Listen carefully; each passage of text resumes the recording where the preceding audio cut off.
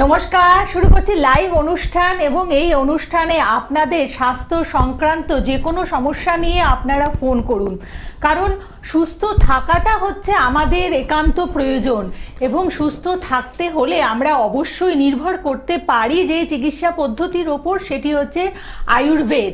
আয়ুর্বেদ কথাটার মধ্যেই কিন্তু আছে আমাদের দীর্ঘায়ু করার সেই শক্তি, অর্থাৎ আয়ু মানে হচ্ছে আমাদের লাইফ এবং বেদ হচ্ছে শাস্ত্র, যেই শাস্ত্র আমাদের জীবনকে দীর্ঘায়ু করতে পারে সেটি হচ্ছে আয়ুর্বেদ। এবং আয়ুর্বেদ চিকিৎসা পদ্ধতি হচ্ছে সবচেয়ে নিরাপদ চিকিৎসা পদ্ধতি, যার ওপরে আমরা নির্ভর করতে পারি এবং যেই পদ্ধতিতে আমাদের যে কোনো রোগের এবং সব রকম রোগের চিকিৎসা রয়েছে। সেটা হতে পারে কোনো দুরারোগ্য ব্যাধি বা হতে পারে কোনো সাধারণ ব্যাধি। আর যখন আয়ুর্বেদ নিয়ে কথা বলবো, সবচেয়ে আগে যেই প্রতিষ্ঠানটি আমাদের নজর কাড়ে সেটি হচ্ছে Ayurishi nature care and cure, leading chain of Unani clinics. এবং এই প্রতিষ্ঠানে যেমন আপনাদের যে কোনো দুরারোগ্য ব্যাধি হোক বা সাধারণ ব্যাধির চিকিৎসা হয়ে থাকে একটা নির্দিষ্ট সময়ের মধ্যে, টাইম বাউন্ড এবং রিপোর্ট বেসড ট্রিটমেন্টের মাধ্যমে, ঠিক একইভাবে বলবো এই প্রতিষ্ঠানে আপনাদের প্রত্যেকটি রোগের ক্ষেত্রে একেবারে ভীষণভাবে যত্ন নিয়ে কেয়ার করা হয়। এবং আপনাদেরই এই যে বিভিন্ন ব্যাধি বা রোগ নিয়ে আমরা এই অনুষ্ঠানে আলোচনা করে থাকি, যাতে সেই রোগটি সম্পর্কে আপনারা জানতে পারেন এবং তার যদি কোনো লক্ষণ দেখেন তাহলে প্রথম থেকে যদি আপনারা সচেতন হয়ে যান তাহলে সেই রোগের যে প্রকোপ তার থেকে নিজেদেরকে অনেকটাই আপনারা রক্ষা করতে পারেন। সেই কারণেই এই অনুষ্ঠানগুলো আপনাদের সামনে নিয়ে আসছে Ayurishi nature care and cure. এবং এই মুহূর্তে আমাদের আজকের অনুষ্ঠানে আপনাদের জন্য উপস্থিত আছেন আয়ুরিশি নেচার কেয়ার অ্যান্ড কিওরের সিএমএ ডক্টর বিনোদ কুমার সিং। প্রথমে ডাক্তারবাবুকে স্বাগত জানাই। নমস্কার। নমস্কার। একদম। এবং ডক্টর সিং যেখানে থাকেন সেখানে আশা করছি আপনারা সব রকমভাবে নিজেদেরকে সুস্থ রাখার এবং সুরক্ষিত রাখার উপায়গুলো জেনে যান। এবং আজকে আমরা আলোচনা করব এমনই একটি দুরারোগ্য ব্যাধি নিয়ে যাকে বলা হয়ে থাকে অ্যাঙ্কোলাইজিং স্পন্ডেলাইটিস। এবং আমরা জানি যে ক্যান্সার অত্যন্ত একটা সংকটজনক রোগ বা দুরারোগ্য ব্যাধি, যেটাতে আক্রান্ত হলে আমাদের বাঁচার আর উপায় নেই, এটা জেনে থাকি। কিন্তু আয়ুর্বেদে ক্যান্সারের কিন্তু ভীষণ ভালো ট্রিটমেন্ট আছে এবং আয়ুরিশিতে যে ট্রিটমেন্ট হয় সেটা কিন্তু আপনারা জানবেন যে একেবারে বৈজ্ঞানিক পদ্ধতিতে, এবং এখানে কিন্তু আপনাদের নির্দিষ্ট সময়ের মধ্যে সুস্থ করে তোলা হয়। ঠিক ক্যান্সারেরই মতনও কিন্তু আরেকটি রোগ আছে যেটি কিন্তু ভীষণ ভয়াবহ, এবং যারা আক্রান্ত হয়েছেন তারা জানেন যে এই রোগের আক্রান্ত হলে পর আপনাদের কতটা ভয় নিয়ে জীবন কাটাতে হয়। আর সেই রোগটি হচ্ছে অ্যাঙ্কোলাইজিং স্পন্ডেলাইটিস। তো এই মুহূর্তে আমি ডাক্তারবাবুর কাছে জানবো যে অ্যাঙ্কোলাইজিং স্পন্ডেলাইটিস এর প্রাথমিক লক্ষণগুলো কি? দেখুন, খুব সুন্দর আপনি সাবজেক্টটা চুজ করেছেন, অ্যানকোলজিং স্পন্ডোলাইটিস ইয়া অ্যানকোলজিং স্পন্ডোলোসিস। এর মধ্যে এটা একটা অটো ইমিউনো ডিজিজ, মানে অটো ইমিউনো আর্থারাইটিক ডিজিজ। এর কোনো ট্রিটমেন্ট মডার্ন সায়েন্সে নেই, এটা সবাই জানে। যে বা যারা এই রোগ থেকে আক্রান্ত আছেন তারা নিজের ঘর বাড়ি বিক্রি করে দেওয়ার পরেও ওনারা এখন স্তম্ভ মানুষ হয়ে গেছেন। স্তম্ভ মানুষের মানে কি হলো, মানে পুরো বডিটাই ফিক্সড হয়ে গেছে, কোনো নাড়াচাড়া নেই, কোনো জয়েন্টের মধ্যে কোনো মুভমেন্ট নেই, মানে সিমেন্টেড হয়ে গেছে। মানে বলার মানে এটাই হলো, যদি আপনাদেরকে সাধারণ ভাষাতে আমি যদি বোঝাই তাহলে আপনার প্রত্যেক জয়েন্টের মধ্যে সিমেন্ট লাগিয়ে দেওয়া হয়েছে, যার জন্য আপনার কোনো জয়েন্ট একটুও মুভমেন্ট করতে পারবে না। অ্যানকোলজিং স্পন্ডোলাইসিসটা কী করে বুঝবো কি, মানে আমার শরীরের মধ্যে কোনো ভয়ঙ্কর একটা রোগ আসছে, তার জন্য আপনাকে সবসময় লক্ষ্য করতে হবে যখনই আপনারা সকালবেলা ঘুম থেকে উঠছেন, যদি নিজের শরীরের মধ্যে কোনো নতুন প্রবলেম এরাইজ হয়েছে।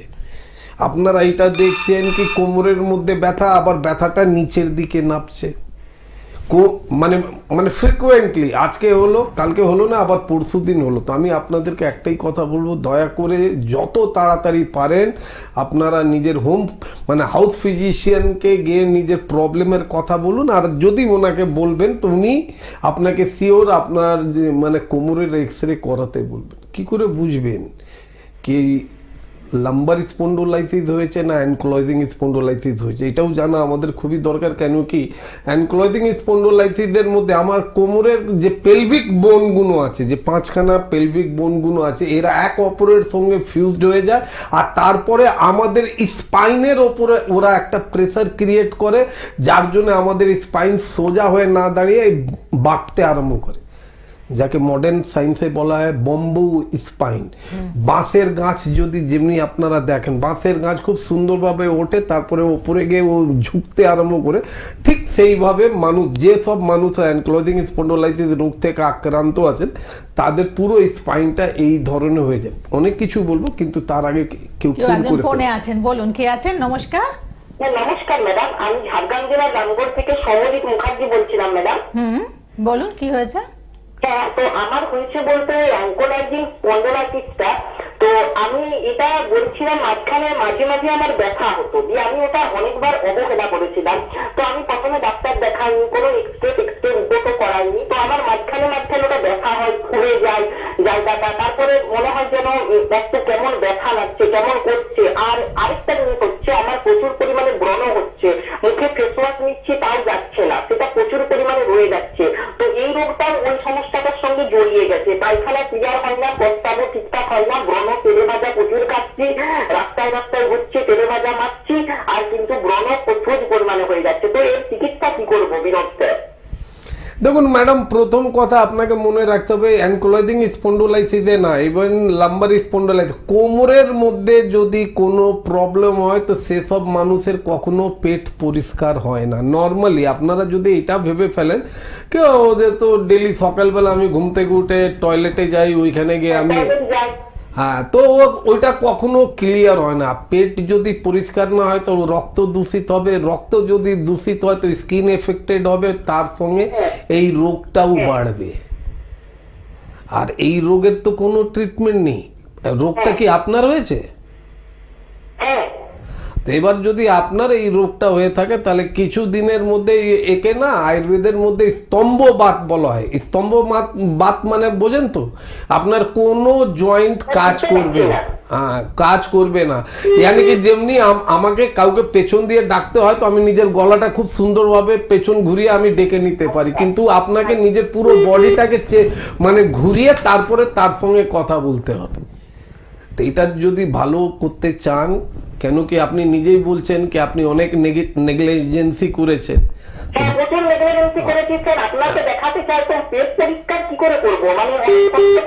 আচ্ছা ঠিক আছে, আপনি শুনতে থাকুন আপনি যদি আমাকে দেখাতে চান, দেখুন খুব সুন্দর এখানে একটা হেল্পলাইন নম্বর যাচ্ছে, হেল্পলাইন নম্বরে ফোন করুন। হেল্পলাইনে ফোন করলে আপনারা জানতে পারবেন। আপনি আমাকে মেদিনীপুরে হেরিয়াতে আপনি আমাকে পেয়ে যাবেন। আমাদের চিকিৎসককে আপনারা মেচেদাতেও পেয়ে যাবেন, কিন্তু গ্যারেন্টি নেই কি আপনি মেচেদাতে কোন চিকিৎসককে পাবেন, কারণ আমাদের আইউরিসি নেচার কেয়ার অ্যান্ড কিউরের মধ্যে গ্রুপ অফ ডক্টরসরা কাজ করছে।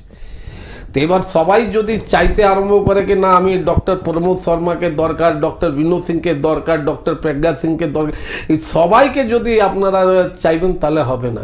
এই জন্য বলবো কি বেশি লেট না করে যে কোনো হেল্পলাইনে ফোন করুন, যে জায়গাটা আপনার বাড়ির থেকে একটু সুবিধাজনক হবে। তো ওইটা, আর এটা হলো একটা কথা। আর দ্বিতীয় কথা সবসময় মনে রাখবেন, আজকে আপনার জন্য একটা ছোট্ট টিপস দিয়ে দিচ্ছি, মাথায় রাখবেন। যে বা যারা মানে বাত রোগ থেকে আক্রান্ত আছেন, বাত রোগ থেকে আক্রান্ত, কেন কি অ্যানক্লোজিং স্পন্ডোলাইটিস, আমি অনেক টিভি দেখি, অনেক টিভি প্রোগ্রাম ফলো করি, দেখি অনেক চিকিৎসকরা বলে কি হ্যাঁ আমি অ্যানক্লোজিং ভালো করে দিয়েছি, আমি এইটা করে দিয়েছি। তাদেরকে আপনারা লাইভ প্রোগ্রামের মধ্যে জিজ্ঞেস করবেন তো অ্যানক্লোজিং স্পন্ডোলাইটিসকে আয়ুর্বেদ ভাষাতে কি বলা হয়। আচ্ছা, তারা ওই নামটা আপনাকে বলতে পারবে না, তাকে বলা হয় অস্থিমজ্জা গতবাত। এমনি অনেকজন অনেক কিছু বলতে পারে, কিভাবে হয়, কেন হয়, কিসের জন্য হয়। যদি এটা জানতে হয় তাহলে এই ছোট মানে আধ ঘন্টার আমার টিভি প্রোগ্রামটা খুব ছোট হয়ে যাবে, এর জন্য একটা ভাস্ট সময়ের দরকার। আর আপনি যদি জানতে চান তাহলে হেল্পলাইনে ফোন করুন, হেল্পলাইনে ফোন করে একটা অ্যাপয়েন্টমেন্ট নিয়ে আপনি আমার সঙ্গে দেখা করুন। আমি আপনাকে বুঝিয়ে দিতে পারি কি এই রোগটা আপনার শরীরের মধ্যে কিভাবে এলো, আর এই রোগ থেকে আপনি কিভাবে নিজেকে সুস্থ করতে পারেন। বেশ, আমার মনে হয় কি আপনি বুঝে গেছেন, হেল্পলাইনে ফোন করুন, হেল্পলাইনে ফোন করে একটা অ্যাপয়েন্টমেন্ট নিয়ে আপনি আমাদের সঙ্গে কথা বলুন। কথা বললেই আপনি জানতে পারবেন, কেন মেদিনীপুরে আমাদের মেচেদা এবং হেরিয়াতে আমাদের চেম্বার আছে। হেরিয়াতে আপনারা প্রত্যেক 15 দিন অন্তরে শনিবার দিন আপনি আমাকে পাবেন। হেল্পলাইনে ফোন করলেই আপনারা জানতে পারবেন কোন চেম্বারে কোন চিকিৎসককে কোন তারিখে আপনি পাবেন, সবই আপনারা জানতে পারবেন। আর আমাদের লাইন অফ ট্রিটমেন্টটা সেম, মানে এটা কখনো ভাববেন না কি ডক্টর বিনোদ সিং যে পুরো মানে অ্যাডভাইসটা করলো ওটা প্রমোদ শর্মা করবে না, ওটা ডক্টর প্রজ্ঞা সিং করবে না, এটা কখনো হবে না। আমাদের লাইন অফ ট্রিটমেন্টটা সেম। হ্যাঁ, আবার কেউ একজন ফোনে বলুন কে আছেন? নমস্কার, আমি ওই তমলুক থেকে বলছি। তমলুক থেকে, আচ্ছা বলুন কি হয়েছে? আমার এই শীত পড়লে দাঁতে গোড়া ব্যথা হয় আর ফুলে। আচ্ছা, দাঁতের গোড়াতে ব্যথা হয় আর দাঁতের গোড়াটা ফুলে যায়? ফুলে যায়, অসহ্য লাগে। আপনার বাড়িতে কিচেন আছে তো? হ্যাঁ, কিচেন কিচেন যার মধ্যে রান্না হয়? রান্নাঘর অবশ্যই আছে। আচ্ছা, হ্যাঁ বলুন। তো আপনার বাড়ির লোককে বলুন আপনাকে এখনই একটা লবঙ্গ এনে দিয়ে দিতে। ওই লবঙ্গটা যে দাঁতটা ফুলে যায় বা যে দাঁতে ব্যথা হয় ওইখানে একটু চেপে রাখুন, কিছুক্ষণ দেখবেন লালা বেরোবে, লালাটাকে বাইরে ফেলে দেবেন, ব্যথাটা কমে যাবে। আর তমলুকে থাকেন, তমলুক থেকে হেরিয়া কাছাকাছি, কেন আমি অনেকবার এমনি হয়েছে কি আমি হেরিয়া চেম্বার অ্যাটেন্ড করার জন্য আমি মেচেদাতেও বসি আর হেরিয়াতেও বসি। আপনার যেটা দূর হয়ে যাবে, তমলুকে আমার সামনে। হ্যাঁ, তো আপনি মানে মেচেদাতে এসে আপনি আমাদের সঙ্গে দেখা করতে পারেন, নিজের মানে অ্যাডভাইস। লবঙ্গটাকে কি করবো? ওই যেখানে যে দাঁতটা আপনার ব্যথা করে, যে দাঁতটা ফুলে যায় ঠিক ওইখানে যে দেখবেন অনেক লোকেরা যেমনি খৈনি খায় না, তা আপনি ভেবে নেবেন লবঙ্গটা আপনার জন্য খৈনি। আর ঠিক যে দাঁতে ব্যথা হয় ওইখানে গিয়েই লবঙ্গটা রেখে দেবেন। কিছুক্ষণের মধ্যে দেখবেন আপনার মুখের মধ্যে অনেক লালা এসে গেছে, ওই লালাটাকে ফেলে দেবেন, কিন্তু লবঙ্গটা ফেলবেন না। তারপরে দেখবেন কিছুক্ষণের মধ্যে আপনার ওই ব্যথাটা ধীরে ধীরে কমে গেল। ঠিক আছে, আচ্ছা ভালো থাকবেন। এবং Ayurishi nature care and cure যেখানে রয়েছে সেখানে অবশ্যই এইভাবে আপনারা সুস্থ থাকেন এবং এই অনুষ্ঠানে কিভাবে আপনারা প্রাকৃতিকভাবে ভালো থাকতে পারেন সেই জায়গাগুলোই কিন্তু ডক্টর বিনোদ কুমার সিং আপনাদের বলে দেন। সেই কারণেই জানি এই অনুষ্ঠান আপনারা প্রত্যেকে ভীষণ মন দিয়ে দেখেন। তো একটু সেন্টারগুলোর কথা আপনাদের জানিয়ে দিই, কোথায় আপনারা যোগাযোগ করবেন। বুকিং নাম্বারে আপনারা ফোন করে প্রায়র একটা অ্যাপয়েন্টমেন্ট নিয়ে যে কোনো চেম্বারে পৌঁছে যান। চেম্বার পাচ্ছেন সাউথ কলকাতাতে সাউথ সিটি মলের উল্টো দিকে।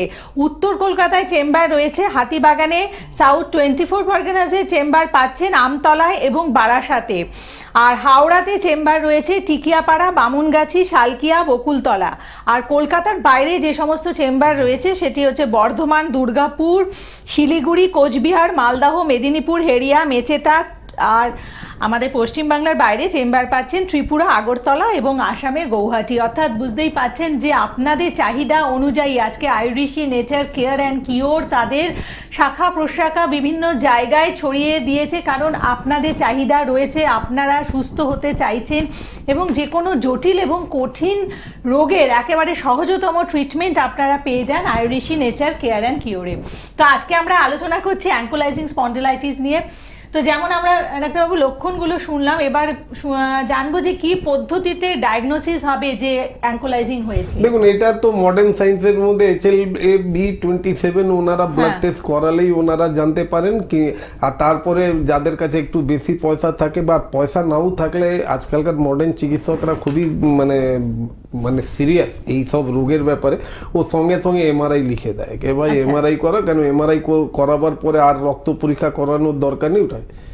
কিন্তু আমার সব থেকে দুঃখের ব্যাপার ওনারা সবই জানেন কি এটা অ্যানকোলজিং স্পন্ডোলাইটিস, এত টাকা খরচা করার পরেও ওনাদের ট্রিটমেন্টটা জিরো।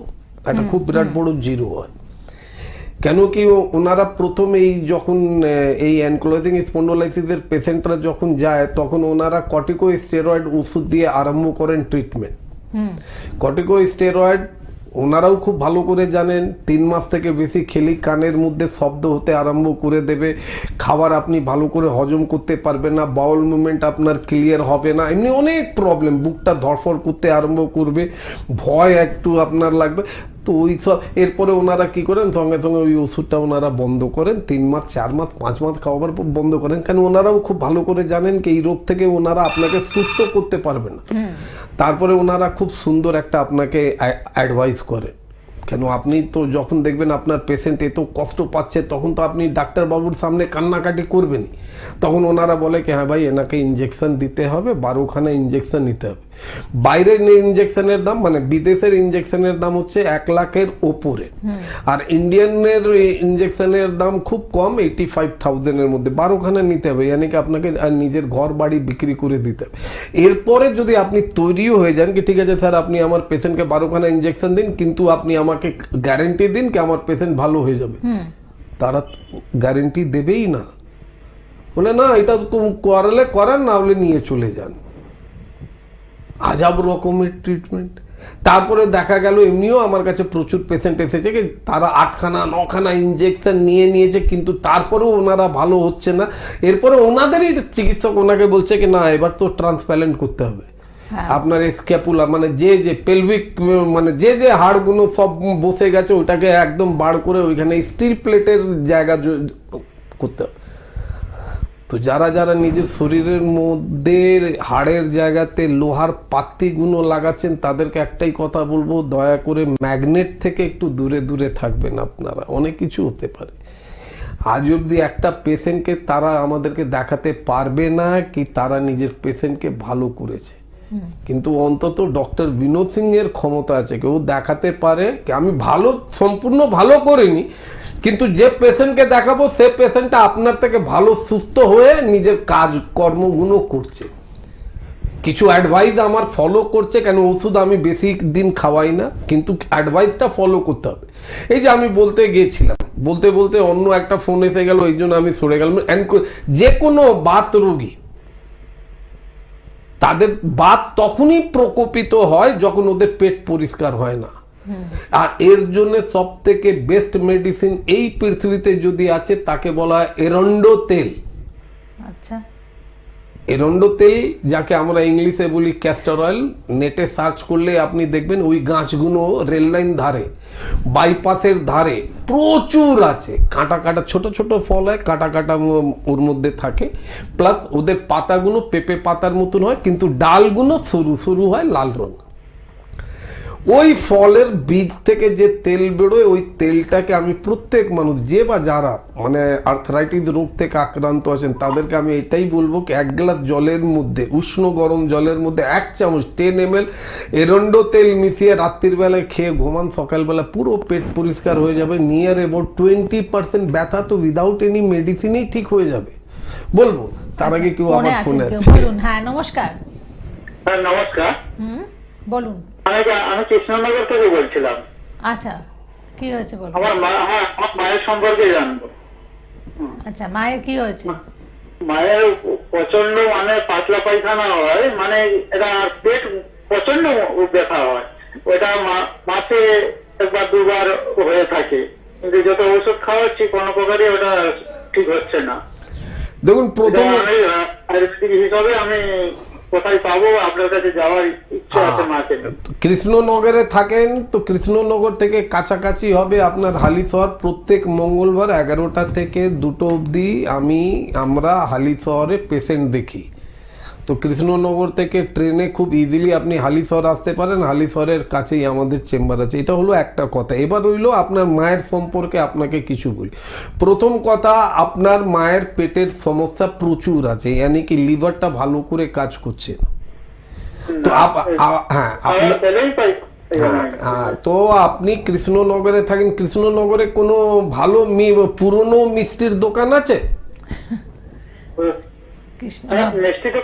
পুরনো নতুন বলছি না, হাইফাই দোকান বলছি না, পুরনো যদি মিষ্টির দোকান থাকে তাহলে ওইখানে বেলের মুরাব্বা পাবেন। বেলের মুরাব্বা যদি মিষ্টির দোকানে না পান, অনলাইনে আপনি সার্চ করবেন, বেলের মুরাব্বা পেয়ে যাবেন। নিজের মাকে বলবেন ডেলি সকালবেলা বাসি মুখে একটা বেলের মুরাব্বা চিবিয়ে খাবে, আর নিজের বাড়ির মধ্যে চেয়ারে বসে 1 গ্লাস উষ্ণ গরম জল একটু ধীরে ধীরে করে খেয়ে নেবে, আর পরে মাকে বলে দেবেন আধ ঘন্টা যেন মুখের মধ্যে কিছু না দেয়। এটা হলো একটা কথা। দ্বিতীয় কথা, সকালবেলা যখন উনি ব্রাশ করে নিচ্ছে, মানে এই বেলের মুরাব্বা খাওয়ার পরে আধ ঘন্টা উনি মুখে কিছু দেবেন না, তারপরে ব্রাশ ফ্রাশ করে যখন উনি নাস্তা করতে বসবেন তো ওনাকে বলবেন রান্না করা খাবারের জিনিস যেন উনি না খান, কাঁচা জিনিস খেতে হবে।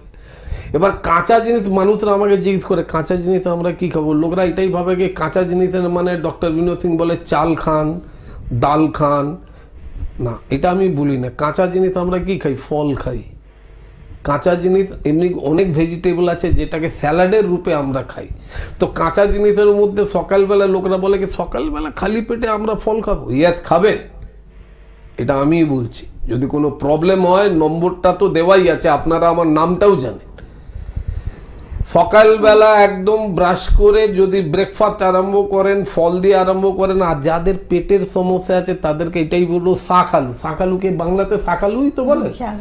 হ্যাঁ স্যার। হ্যাঁ একদম রোজ মাকে একটা করে শাকালু খাওয়াও সকালবেলা, বিট লবণ দিয়ে মাকে বলো মা আগে এই শাকালুটা খেয়ে নে, তারপরে আমি তোকে 10-15 মিনিট পর বাড়িতে যদি পরোটা, রুটি, ব্রেড, যার মুড়ি হোক যা হোক ওটা আপনি খাওয়াবেন। দুপুরবেলা মাকে আগে ভাত খাওয়াবার আগে 1 প্লেট স্যালাড খাওয়াবেন। সবসময় মনে রাখবেন যাদের পেটের সমস্যা আছে তারা যখনই খেতে বসবে 2টো থালা নিয়ে বসবে। সকালবেলা জল খাবার যখন খেতে বসবে তখন 2টো থালা, একটা থালার মধ্যে কাঁচা জিনিস থাকবে মানে ফল ফুল থাকবে, আর একটার মধ্যে রান্না করা জিনিস। আগে ফল ফুল জিনিসটা খেতে হবে, তারপরে রান্না করা জিনিস খেতে হবে। দুপুরবেলা যখন আপনি ভাত খেতে বসছেন ওইখানেও 2টো প্লেট হওয়ার দরকার। একটা প্লেটের মধ্যে কাঁচা গ্রিন স্যালাড, শসা থেকে আরম্ভ করে টমেটোর দানা বাদ করে টমেটো, তারপরে পেঁয়াজ, আর আজকাল তো শীতকালের ব্যাপার গাজর পাওয়া যাচ্ছে, বিট পাওয়া যাচ্ছে, মূলো পাওয়া যাচ্ছে। এই সব জিনিস ভাজা জিরের গুঁড়ো, বিট লবণ, ওপর দিয়ে পাতিলেবুর রস মিশিয়ে আগে 1 প্লেট আপনি স্যালাড খেয়ে নেন, তারপর আপনারা অন্য কিছু খাওয়া দাওয়া করুন। আপনি নিজের মাকে এইভাবে খাওয়ান।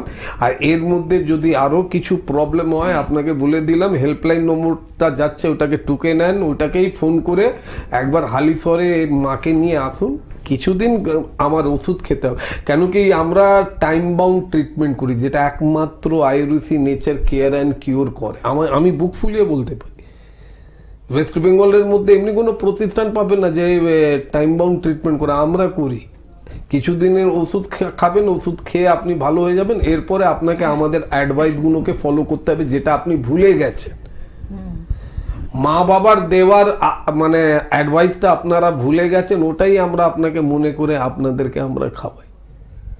সকালবেলা ঘুম থেকে মনে নেই আপনারা যখন ছোট ছিলেন সকালবেলা ঘুম থেকে উঠে দেখতেন না দাদু ঘুমিয়ে আছে, দাদুর ঠিক বিছানার কাছে একটা লোটার মধ্যে বা একটা গেলাসের মধ্যে জল রাখা আছে, উনি ঘুম থেকে ওঠার পরে ওইখানে বসে বসে উনি জল খেতেন। আপনি কি খান? তা আপনারা খান না, এই জন্য আপনাদের রোগটা এত হয়। আপনাদের লাইফটা এখন মাইক্রো হয়ে গেছে। 50 বছর 60 বছর বেঁচে যাওয়ার পরেই আপনারা ভেবে নিচ্ছেন কে আমরা তো যতদিন বাঁচার বেঁচে গেছে এবার আমরা বোনাসে বাঁচছি, কিন্তু আপনাদের দাদুর বাবা মানে আমার দাদুর বাবা, ওনার বয়স উনি এই পৃথিবী ছেড়েছেন 114 বছর বয়স। আমার বাবা এই পৃথিবী ছেড়েছেন 82 ইয়ার্সে। কেন কি ওনারা নিজের সংস্কৃতিটাকে ভুলেনি।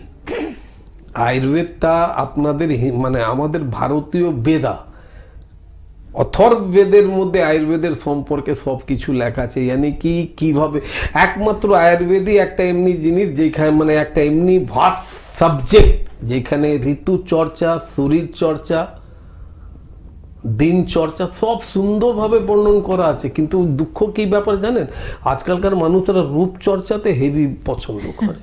এই জন্য আপনার পাড়ার মধ্যে দেখবেন মিনিমাম 4-5খানা বিউটি পার্লার। আরে ভাই মুখের মধ্যে যদি ওই চুনকালি সব পুঁতে ফুতে আমি নিজেকে সুন্দর যদি দেখাই, আর বাড়িতে এসে যখন মুখ থেকে ধুই তখন প্রথম বাচ্চারাই আপনাদেরকে দেখে কাঁদে। আচ্ছা, হঠাৎ আমি কাকে দেখে ফেললাম রে ভাই। একদম। তাই সুস্থ থাকতে হলে অবশ্যই আপনারা হাত ধরুন আয়ুর্বেদিক নেচার কেয়ার অ্যান্ড কিওরের, যেখানে আপনাদের সাইড এফেক্ট বিহীন ট্রিটমেন্ট হয় এবং যন্ত্রণাবিহীন ট্রিটমেন্ট। কারণ আমাদের এবং আপনাদের মধ্যে থেকে অনেকেই রয়েছেন যারা সেই অপারেশনের জায়গা, ছুরি কাঁচির জায়গাটাকে ভীষণভাবে ভয় পান, এবং এই যে বললেন ডাক্তারবাবু যে যাদের অ্যাঙ্কোলাইজিং হয়েছে তাদের হয়তো পাত বসানো হয়েছে এবং আফটার অপারেশন সেই যে পাতটা বসানোর পরে তার যে কমপ্লিকেশন সেগুলো তো কম নয় ডাক্তারবাবু। 200%। এই যে আপনাদেরকে আমি বলে দিই, আমাদের ভূতপূর্ব আমাদের দেশের পিএম, শ্রদ্ধেয় আমাদের এক্স পিএম, যিনি আর এই পৃথিবীতে নেই, ওনার হাঁটু রিপ্লেসমেন্ট না বিশ্বের সব থেকে বড় সার্জন করেছিল। আর ওনার ডায়লগটা আমার এখনো মনে আছে, উনি যখন ওটি থেকে বেরোচ্ছেন হাতটা মুছতে মুছতে সব ক্যাবিনেট স্তরের মন্ত্রীদেরকে বলছেন একদম খুব সুন্দর হয়েছে, কাল থেকে উনি দৌড়বে। হ্যাঁ, 6 মাস পরে দেখা গেল কি উনি আর কখনো, ওনাকে আমি দাঁড়াতে দেখিনি, হুইল চেয়ারে দেখলাম, তারপরে আর শেষ। একটা কথা মনে রাখবেন, নিজেকে যদি সুস্থ করতে চান তো নিজের সংস্কৃতিটাকে ভুলবেন না। কেন একটা কথা মনে রাখবেন, নিজের জাতকে যদি আপনারা ভুলে যান, নিজের সংস্কৃতি সভ্যতাটাকে কালচারটাকে আপনারা যদি ভুলে যান, তাহলে আপনারাই ভুগবেন, আমরা ভুগবো না, আপনারাই ভুগবেন। তো সবসময় মনে রাখবেন কিছু জিনিস আছে, কিছু নিয়ম আছে, ওই নিয়মটা যেমনি আমি আপনাদেরকে যে কোনো বায়ু যদি প্রকোপিত হয়, বায়ু যদি আমাদের শরীরের মধ্যে প্রকোপিত হয় তখনই আমাদের শরীরের মধ্যে বাত রোগের জন্ম নেয়। তো বায়ু প্রকোপিত কেন হয়? কেন আমাদের পেট পরিষ্কার হয় না? পেটের মধ্যে যদি আমার ময়লা থাকে তাহলে এই সিম্পল, আপনার বাড়িতে বেসিন আছে, বেসিনের পাইপ যদি জাম হয়ে যায় আর আপনি কল খুলে দেন তাহলে জলটা ওভারফ্লো হয়ে আপনার পুরো ঘরটাকে নষ্ট করে দেবে। তো ঠিক ওইভাবে যদি পেট পরিষ্কার যদি না হয় তাহলে গ্যাসগুলো নিচে তো যাবে না, কেন ওখানে তো জাম আছে, ওপর দিয়ে এবার আপনাকে অনেক লোকরা বলে কি আমার মাইগ্রেন, যে বা যারা আমাদের প্রোগ্রাম দেখছে তাদেরকে আমি বলে রাখি, তাদের জানাশোনা যদি কোনো মাইগ্রেনের পেশেন্ট যদি হয় তাদেরকে একটু প্রশ্ন করুন আপনার পেট পরিষ্কার হয়? ও ডাইরেক্ট বলবে, ও যদি লজ্জাতে বলে হ্যাঁ হয়, বলবেন সকালবেলা বাসি মুখে নিজের মুখের গন্ধ শোকাবেন, দেখবেন বিচ্ছিরি একটা গন্ধ আছে। তো এই জন্য আমি সবসময় বলি কি নিজের পেটটাকে পরিষ্কার রাখুন। পেটটা পরিষ্কার করার জন্য সব থেকে বেস্ট জিনিস হচ্ছে কাঁচা জিনিস যত বেশি খেতে পারেন। তা কাঁচা জিনিসের মানে এটা ভাববেন না কি ননভেজ আপনি কাঁচা খেতে পারেন, না, একদম না। কাঁচা মানে যেটা কাঁচা আমরা খেতে পারি, যেমনি ফ্রুট, স্যালাড ভরপুর আমরা খাবো, রান্না করা জিনিসটা একটু কম খাবো। এইটা খেলেই আমরা যখন সুস্থ হয়ে যাব তখন কি দরকার? আগেকার ঋষি মুনিদেরকে দেখতেন না, সব থেকে বেশি ওনারা কাঁচা ফল, কাঁচা মানে স্যালাড, এই সবই তো ওনারা খেতেন ঋষি মুনিরা। তাই জন্য কেউ 150 বছর, কেউ 200 বছর, কেউ 500 বছর, কেউ 300 বছর বেঁচে থাকতেন। আর এখন আমরা যদি 50 বছর বেঁচে যাই তাহলে ভাবি কি আমাদের ভাগ্য খুবই ভালো। একদম। এবং আজকের আলোচনা এতটুকুই। আপনারা প্রত্যেকে সুস্থ থাকুন এবং সুস্থ থাকার জন্য, দীর্ঘায়ু পাওয়ার জন্য আপনারা প্রত্যেকে হাত ধরুন আয়ুরেশি নেচার কেয়ার অ্যান্ড কিওরের। আজকের পর্ব এতটুকুই। ডাক্তারবাবু আপনাকে ধন্যবাদ, আপনাদের ধন্যবাদ জানিয়ে অনুষ্ঠান শেষ করছি। নমস্কার।